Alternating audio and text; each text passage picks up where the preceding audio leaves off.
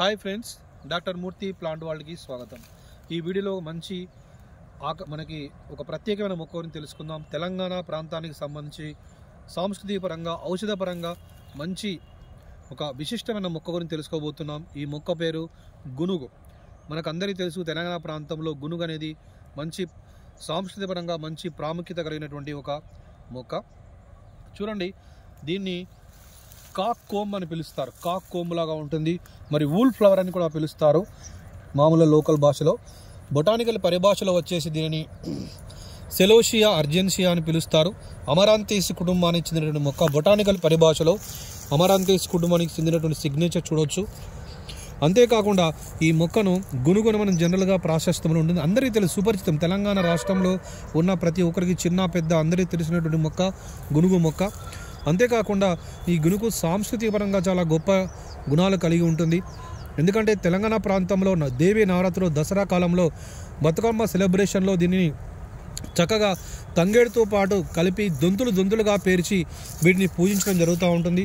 బతుకమ్మను తయారు చేసి ఆ బతుకమ్మ రోజు, సద్దుల బతుకమ్మ రోజు వరకు కూడా మనం దీన్ని పూజించడం జరుగుతూ ఉంటుంది. కాబట్టి ఎంగిలిపుల బతుకమ్మ అని రకరకాల బతుకమ్మల పేర్ల మీదుగా మనము అనేక రకాలుగా మనకు తెలంగాణ ప్రాంతంలో పూజించడం జరుగుతుంది.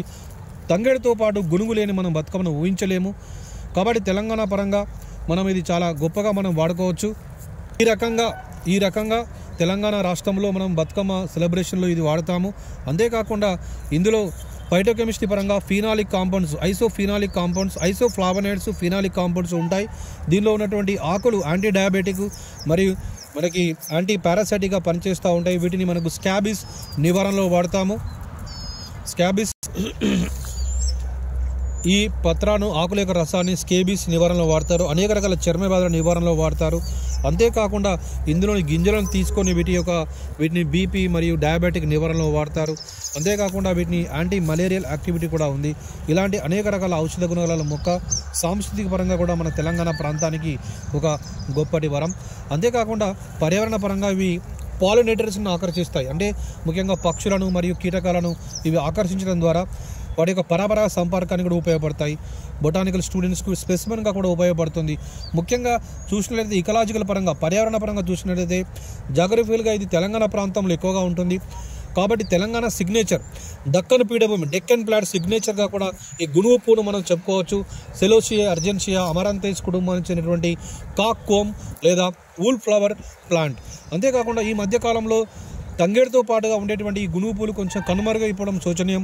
ఎందుకంటే అర్బనైజేషన్ కావచ్చు, ర్యాపిడ్ అగ్రికల్చరైజేషన్ వల్ల, అంటే వ్యవసాయీకరణ వల్ల మనకు నీటిపారుదల సౌకర్యాలు పెరగడం వల్ల ఈ గునుగు యొక్క విస్తీర్ణం తగ్గిపోతూ ఉంది. ఈ క్రమంలో ఈ గునుగు పూలను మనం సాంస్కృతిక పరంగా తెలంగాణ మరియు దక్కన్ పీఠభూమి యొక్క సిగ్నేచర్ పరంగా వీటిని కాపాడుకోవాల్సిన అవసరం ఎంతైనా ఉంది. దీన్ని మనం తెలుసుకోవాలి.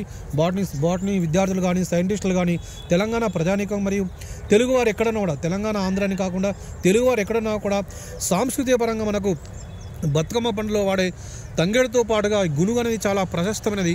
Its place a major role. కాబట్టి ఈ మొక్క గురించి తెలుసుకొని వీటిని సంరక్షించుకొని వీటిలోని సాంస్కృతిక ఔషధ గుణాలను కూడా మనం తెలుసుకోవాల్సిన అవసరం ఉంది. Thanks doctor Murthy plant world. దయచేసి ఈ ఛానల్ని మీరు వాచ్ చేయండి. మీరు అందరికీ కూడా ఫార్వర్డ్ చేయండి, ఎవరికైనా ఉంటే షేర్ చేయండి, కామెంట్స్ చేయండి మరింత ముందుకు తీసుకెళ్ళడానికి. అంతేకాకుండా సబ్స్క్రైబ్ చేయండి. Thank you doctor Murthy plant world. ఇట్లది 2-3 పడతా అబ్బా, 2-3 పడితే మంచిగా.